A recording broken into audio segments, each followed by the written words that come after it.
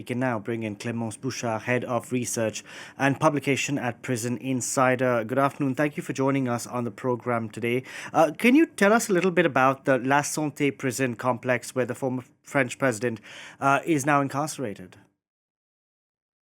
Yeah, so about La Sante prison is in Paris, as you said just before. It's a women prison, so it's a facility that welcomes people awaiting trial, so presumed innocent, or those who are sentenced to short-term prison. And he will be, and you said that before, but he will be in solitary confinement. So it's a measure that has been taken to ensure his safety. He will therefore be alone in his cell, and the objective is for him to avoid interaction with the other imprisoned people, and will have a bed, will have a shower, will have a desk and phone with numbers validated by the prison administrations. And since he is placed in solitary confinement, he will not participate in the collective activities within the prison, and he will have his 1 hour walk each day alone and not with the other people in this prison, as it's usually the case. So you said that this facility is for people who are awaiting an appeal. The French president, because the former French president, rather, because of his high-profile nature, is going to be in solitary confinement. So what exactly is solitary confinement? Does he have privacy?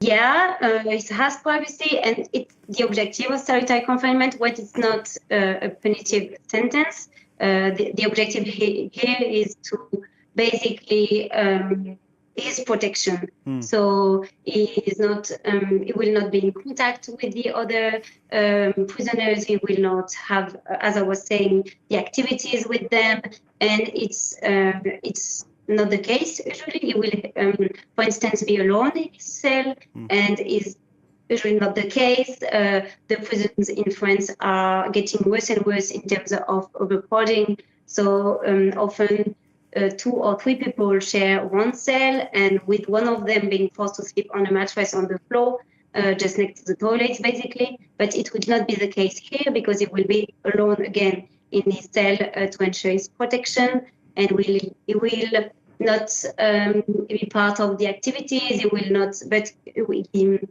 will have the same rights as the other people in prison. So he will be able to call his family, will be able to have visits each week.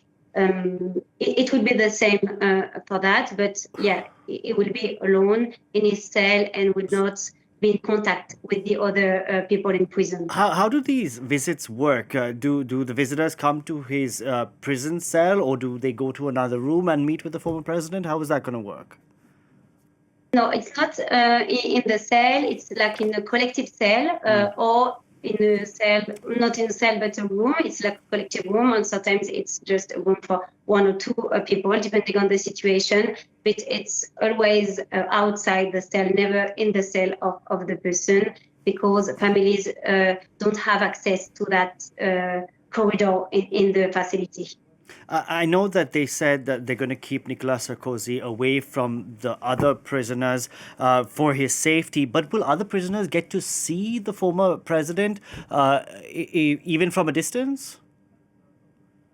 No, the objective is to avoid that. That's why he's in the solitary confinement corridor. It's really the objective. The objective is to avoid him to be being filmed or being taken in photos or that kind of thing. So it's really the objective to not have that kind of publicity or communication.